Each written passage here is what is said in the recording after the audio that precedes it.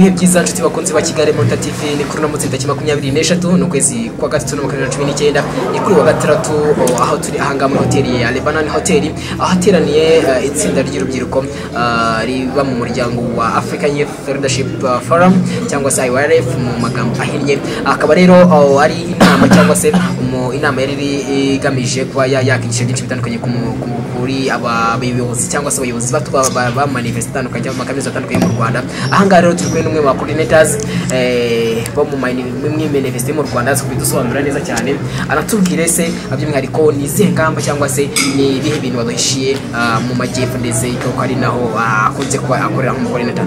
By'umwihariko rero turaguye kwakira murakoze cyane. So ratanyo twibwira nitwa Jackson Ntakirutimana, umunyeshuri niga muri kaminuza gatolika y'u Rwanda ni mu ntara y'Amajyepfo, nkaba ndi coordinator wa AYRF mu ntara y'Amajyepfo muri kaminuza 8 zikorera mu ntara y'Amajyepfo. So izo kaminuza zose zikora Amajyepfo niyo uziyobora? Muri leadership ntabwo tuvuga kuyobora, gufashanya. Muri make nigende ko turi gufatanya kubafasha iyo small group ziri mu makaminuza atandukanye ko umunani. So mu busanzwe rero mu majyepfo hakunze kugaragaramo ibigo bitandukanye by'ama university ndetse cyane ko ari naho namwe mu kuva ndumva ko harimo n'amasaga 8 ndetse kandi hari nyinshi cyane ziri muri no muryango. Ese none ni ikintu duteganyirije by'umwihariko rero muri iyi minsi nko muri ntara ikunze kukungarwaho cyane ibigo by'amashuri by'ama university? Murakoze cyane. Muri ngira ngo AYRF ni umuryango w'abanyeshuri b'abayobozi bakorera muri za kaminuza. Twebwe rero intego yacu ya mbere ni ugufasha abanyeshuri tubana mu muryango tukabanza guhinduka hanyuma tugahindura na society. Rero mu byo dusanzwe dukora mu conference menshi tukigisha urubyiruko tugafasha abo hasi. Rero muri iki cyumweru giye kuza kuwa gatanu dufite conference nini y'urubyiruko izaba irimo igizwe n'abanyeshuri 600.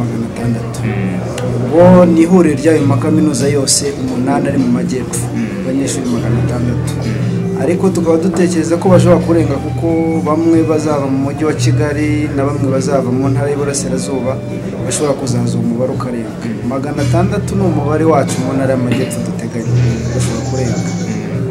Ubwo nta bindi tuzaba tubigisha, tuzaba twiga kuri leadership, indangagaciro, ni gute umuyobozi yabaho afasha abandi, cyane ko murabizi ko leadership is influence, nuko influencing abandi kugira ngo bamenye ibyo dukora nabo dufatanye dutera imbere. Ubwo rero dufite abashyitsi bakomeye bazaza kuba bari kumwe natwe muri iyo conference. Dufite minisitiri w'urubyiruko, ni umwe mu bashyitsi bakuru dufite. Dufite guverineri w'intara y'Amajyepfo nawe azaba ari umwe tuzaba turi kumwe kuri uwo munsi. Dufite meya w'akarere ka Huye ndetse n'abandi bayobora ibigo bitandukanye nk'umuyobozi wa BK, BDF, umukozi wo ku rwego rw'igihugu muri minisiteri y'abakozi ba leta n'umurimo n'abandi young startup bazaza ku inspiringa abanyeshuri biga muri kaminuza. Ni gute bageze ku ibyo bintu bose abanyeshuri bo birashoboka ko nabo babigeraho. Nibyo tuzaba turebera. Ibutse itariki bizaberaho ni ku itariki 29 z'uku kwezi kwa gatatu muri kaminuza y'u Rwanda ishami rya Huye saa 3 za mu gitondo tuzaba dutangiye. So ibyo bintu tuza mu gitondo wenda ukikomereza bizaba saa 3 za mu gitondo bigeze ryari? Kuko urumva dufitemo ibintu navuga ko ari birebire. Dufite aba guest speakers tukagira aba guest of honors. Aba guest of speakers ni abazaba bari kutwigisha badusharinga ku bintu bitandukanye, leadership, indangagaciro, gukunda igihugu, ni gute urubyiruko rwakora, kurwanya ibiyobyabwenge. Tuzaba dufite abapolisi bazatwigisha ibyo bintu, umutekano, ndetse tuzaba dufite n'aba young startup. Dufite ama banks atandukanye azaba yigisha abanyeshuri ni gute umunyeshuri yatangira business ikaramenya kandi kugera ku rwego rukomeye akaza gusaba inkunga muri banki akayihabwa. BDF ni ikigega cya leta nacyo kizaba gihari. Urumva dufite zahera saa 3 byose tuzageza saa 9. so wenda turimo no kugenda dusoza ubona tuvuga byinshi bitandukanye senda muri iyo nama cyangwa se muri iyo conference muzamara kudutegurira ahangaha mu karere ka Huye by'umwihariko mu ntara y'Amajyepfo ni ikihe kintu cy'ingenzi cyangwa se ni iyihe topic iyihe ngingo cyangwa se nihe topic mu yandi magambo muzarimo kugenderaho cyangwa se muzarimo kwigaho aho ngaho?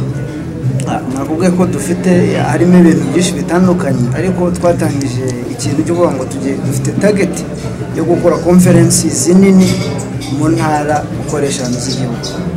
Rero iyi conference yitwa Young Leaders Empowerment Conference ariko under the theme which is called the youth at the center of transformation. Ruvuga ngo theme zo tugenderaho the youth at the center of transformation. Mu yandi magambo urubyiruko ni rwo mutima rw'iterambere cyangwa se rwo kugira ngo igihugu Afurika muri rusange bihinduke. Yes, ndabyumva cyane. Birumvikana rero ko ari ibijyanye no kwempowering urubyiruko cyangwa se gusubiza imbaraga ko sinzi ko bazadufashamo abari mu rubyiruko cyangwa se bakunze gutegura amatopiki kwempowering bivuga ko no guha imbaraga kandi tuzi ko akenshi urubyiruko rufite imbaraga. Sinzi iyo ndibyo bintu muzabyiga mu karere tutimo kwempowering urubyiruko cyangwa se wenda niho ko impacting sinzi ibyo muzabyiga bitubwiramo ariko ndumva areza bari ikintu cyiza cyane kinakoma by'umwihariko rero turimo no gusoza gira ibwira by'umwihariko urubyiruko rwo mu ntara y'Amajyepfo. Icyo nabwira urubyiruko rwo mu ntara y'Amajyepfo especially urumva ko ALF is working in universities but ariko birashoboka ko tugenda dufasha n'abatari muri kaminuza. Icyo nabwira abanyeshuri by'umwihariko biga muri za kaminuza zo mu Majyepfo nuko igikorwa ni icyacu twarafatanyije twese tuzamura. Uvuga ngo intara kaminuza zo mu Majyepfo urumva ni 8 abanyeshuri 600 bose ntago bazaza muri conference. Bivuze ngo abazaza ni abayobozi b'abandi bari muri muryango wa Africa Leadership Forum. Icyo nababwira icyo nuko tuba mu muryango dufasha abantu natwe twifashe hanyuma tugere ku byo twifuza. Iyo ntego yacu dufite. Murakoze cyane. Murakoze nawe.